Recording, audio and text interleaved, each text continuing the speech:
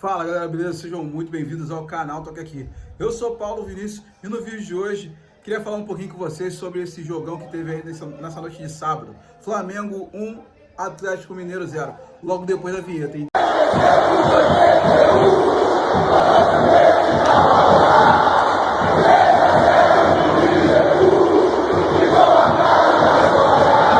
Antes de mais nada, pedir para vocês se inscreverem no canal, curtirem, comentarem e compartilharem nossos vídeos, porque quando você se inscreve, curte, comenta e compartilha nosso vídeo, o YouTube entende que tem uma certa relevância e acaba mandando para outros rubro-negros multiverso afora. Lembrando também ó, que estamos no mês do Outubro Rosa.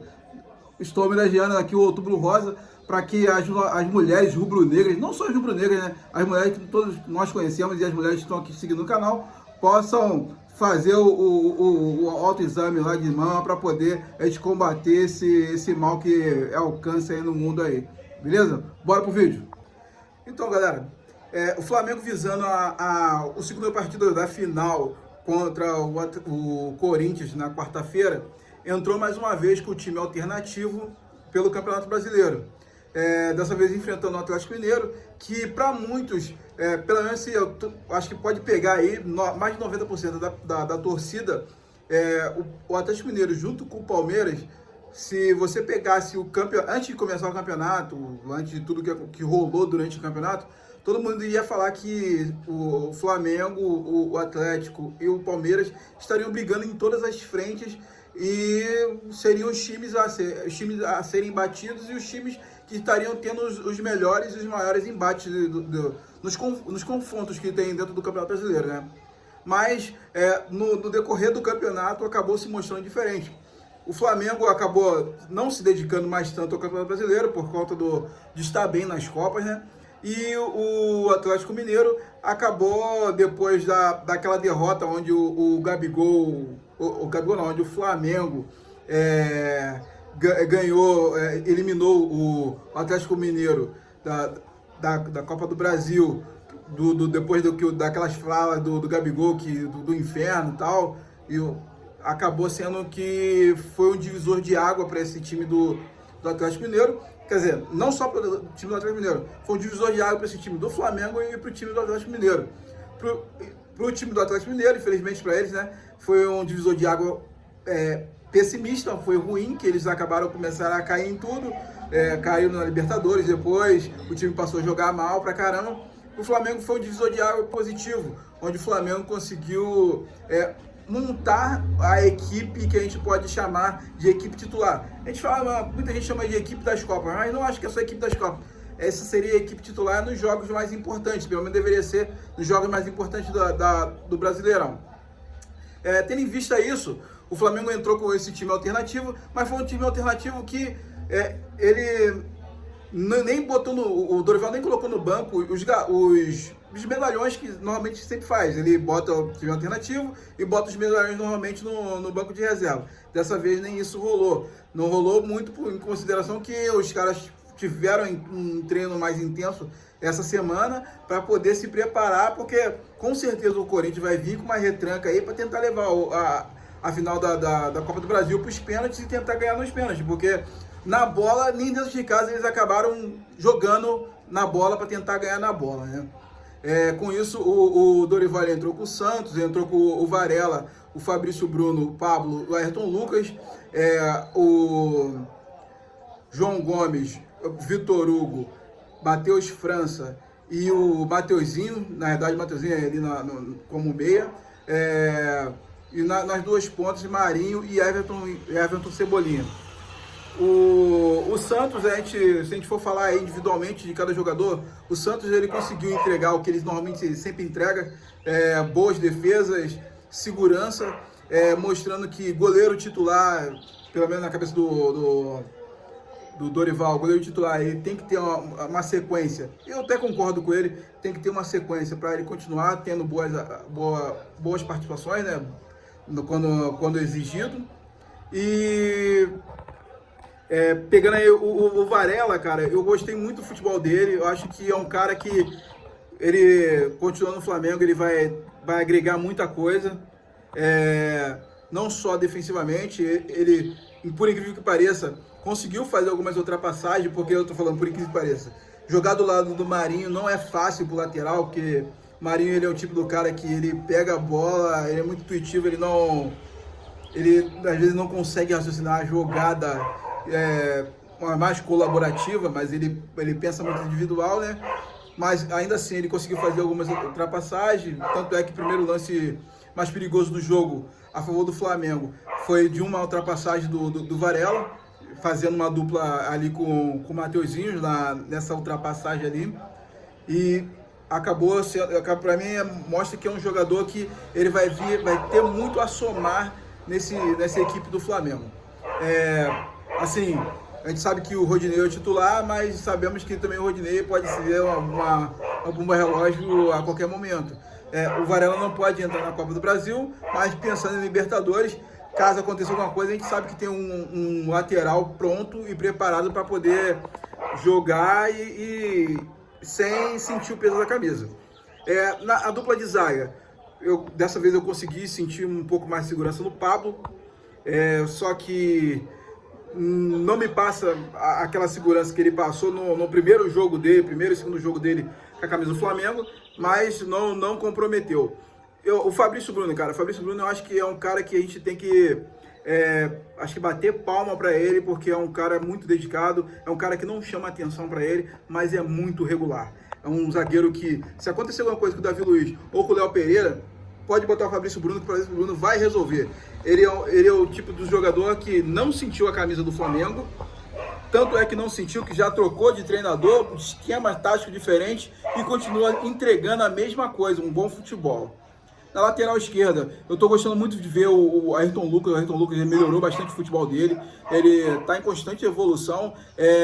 Hoje eu posso dizer que se acontecer alguma coisa na final da Libertadores, precisar de botar um lateral direito, a gente vai ter o Varela para poder botar no lugar sem se preocupar. Se precisar de um zagueiro para entrar também sem se preocupar. A gente tem o Fabrício Bruno, que não gera preocupação, não vai nos gerar preocupação. Se precisar de um lateral esquerdo, a gente tem um lateral esquerdo para mudar o nosso esquema tático, porque o Ayrton Lucas joga de uma forma diferente do Felipe Luiz, mas também não compromete. Ele tem entregado muito bem. Ele é um lateral que ele acaba fazendo mais ultrapassagem, largando mais o campo e tem cada vez mais evoluído, né? Cara, no meio de campo, assim, falar do João Gomes, eu acho que acaba sendo repetitivo, cara. O moleque é muito bom. O moleque, ele tá jogando em todas ali no meio de campo. Ainda precisa melhorar um pouco mais o passe dele, mas ainda assim, mesmo precisando melhorar um pouco esse passe dele aí, ele é um leão dentro de campo, entrega até sangue, se tiver que entregar sangue dentro de campo, porque o moleque é muito bom. Falar um pouquinho do Vitor Hugo. O Vitor Hugo, ele jogou, apareceu um pouco mais no primeiro tempo, onde o Atlético Mineiro, ele conseguiu, começou tendo as ações de dentro de campo, mas logo até a metade do jogo o Flamengo já tinha dominou o Atlético Mineiro, isso no primeiro tempo, onde o futebol do Vitor Hugo apareceu, e com isso o Flamengo conseguiu mostrar o futebol dele, mas isso até o primeiro tempo. O segundo tempo, daqui a pouco eu comento com vocês sobre esse segundo tempo aí. Falando agora um pouquinho do Mateuzinho. Eu achei que valeu como experiência, como teste apenas. Não dá para o Mateuzinho jogar no meio de campo, mesmo tentando fazer essa dobra ali com o Varela e com o Marinho, mas eu acho que ainda fica complicado para ele. Eu acho que o Mateuzinho, acho que o Flamengo tem que pensar em fazer um plano aí para recuperação do Mateuzinho. Nem que seja um empréstimo para poder ele ter mais rodagem, pegar mais rodagem, de repente ir para outra equipe, tal, algo desse tipo assim. Falar um pouquinho aí do Matheus França. Matheus França, eu acho que ele se movimentou muito bem no início do jogo, porque o primeiro tempo favoreceu, depois que o Flamengo conseguiu encaixar sua marcação, conseguiu encaixar seu jogo, favoreceu muito o Flamengo no primeiro tempo. Porém, no segundo tempo, assim como o Vitor Hugo, vou botar só o Vitor Hugo, assim como o Vitor Hugo, o Mateuzinho, o próprio Everton Cebolinha e o Marinho, caiu de produção, porque o time acabou perdendo o meio campo, não encaixando mais seu futebol, e eu acho que ficou a desejar um pouco. Ele teve raça para tentar entregar dentro do primeiro tempo, mas Num contexto geral, eu achei que foi fraco, não, faltou um pouco. Everton, Cebolinha e Marinho, eu acho que eu posso botar os dois no mesmo patamar, pelo menos, de análise. Criaram jogadas individuais. O Marinho, até mais do que o Everton Cebolinha, ele consegue ser mais individualista do que o Cebolinha, mas erram no final da jogada. Normalmente vai lá, dribla, dá uma carretinha, um ovinho no adversário, tal, mas não consegue muitas das vezes completar a jogada. São dois jogadores que eu acho que eles estão muito afobados para poder mostrar o futebol deles, sabe? Aí o que acaba atrapalhando, na minha visão, acaba atrapalhando um pouco o desenvolvimento deles dentro do Flamengo. Mas eu acho que não tão de corpo mole, estão tentando, e eu acho que o Flamengo vai se precisar deles para poder alargar um pouco o campo, porque essa equipe alternativa, diferentemente da equipe titular, é uma equipe que alarga muito o campo. O time titular, ele joga muito funilado, o time titular joga muito pelo meio de campo. E às vezes o jogo pede um pouco de que seja alargado o campo, para poder você ter amplitude, para poder dar opções e abrir os espaços para os meio-campistas chegarem e pisarem na área, né? Falando mais um pouquinho aí desse primeiro tempo, o Flamengo ele conseguiu ser dominante a partir dos 20 minutos, fez o gol de cabeça, um gol que normalmente não acontece porque de cabeça por parte do Cebolinha. Eu acho que são poucos gols na carreira que ele tem de cabeça, porque é um jogador que normalmente é muito do X1, um jogador que é do chute, não para ir de cabeça, com um passe lindo do Fabrício Bruno, né? O Fabrício Bruno que está jogando cada vez melhor. Agora falando um pouquinho do segundo tempo. No segundo tempo o Cuca fez 2 alterações. Ele entrou com o Ademir e mais com o Pavão, e tirou o Otávio e o Keno. O Keno saiu lesionado, se lesionou sozinho no primeiro tempo, né? Com isso, ele trouxe o Nacho para jogar o Nacho estava jogando de ponta. Ele trouxe o Nacho para jogar mais atrás, para deixar o Pavão, o Zaratio. Ele trouxe o Zaratio para jogar no meio de campo. O Zaratio estava jogando na ponta direita, para jogar o Ademir lá, e o Pavão acabou entrando no lugar do Keno, jogando na esquerda. Aí ele acabou fazendo uma trinca, e atrás dessa trinca ainda tinha o Nátio Fernandes para poder fazer jogando de meia, o meio ofensivo, né? Com isso, o Flamengo, o segundo tempo, posso dizer que foi quase que todo do Atlético Mineiro. O Dorival não conseguiu, na verdade nem não conseguiu, ele não tinha peças dentro no banco dele que pudesse fazer com que o Flamengo desafogasse um pouco. Eu achei, na verdade, que quando ele fez essa alteração, o Cuca, o Dorival, só tinha uma alternativa no banco dele que pudesse fazer com que o Flamengo ficasse um pouco mais com a bola, desde que essa alternativa também correspondesse, né? Que seria o Mateusão, porque o que faltava ao Flamengo? O Flamengo, o Atlético Mineiro subiu as linhas dele e o Flamengo ficou sem a saída de bola, perdendo várias bolas na saída de bola, ficando no sufoco. Aí o Dorival tinha que ter pensado com a cabeça que nem o time titular.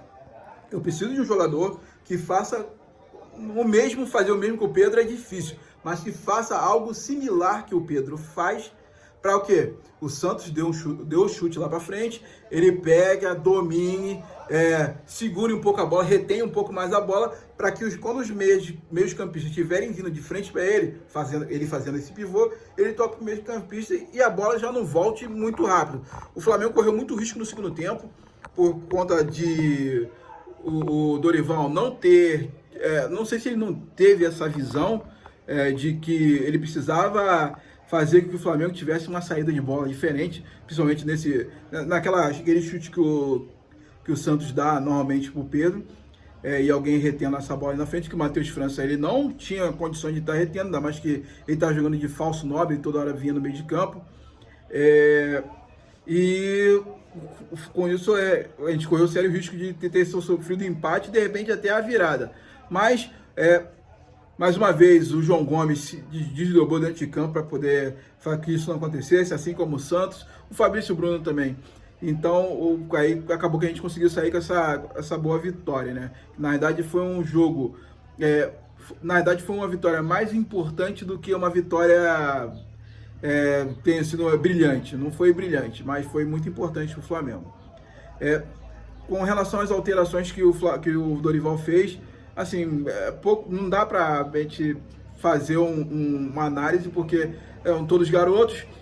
Só dá para falar, eu acho, um pouco do Matheusão, porque era o cara que eu achei que teria que ter entrado um pouco antes, mas desde que fizesse, meio que tentando fazer igual o Pedro, mas acabou também não conseguindo fazer. Mas a gente acha que não dá para culpar ainda os moleques, eu acho que tem que tem que esperar, acho que está no momento de maturação ainda, da idade, dá tempo ao tempo para esses moleques, mas o Flamengo precisa rever esses conceitos. Tem o Gabigol e o Pedro de titular, precisa pelo menos de um cara no banco que, quando um desses dois não tiver, possa entrar e não resolver, mas ser alguém que dê uma preocupação para a defesa adversária e tenha confiança, que eu acho que faltou também um pouco de confiança para o Matheusão. Beleza, galera? Essa foi a análise do jogo de hoje. Pedindo mais uma vez para você se inscrever no canal, curtir, comentar e compartilhar. E saudações rubro-negras. Valeu?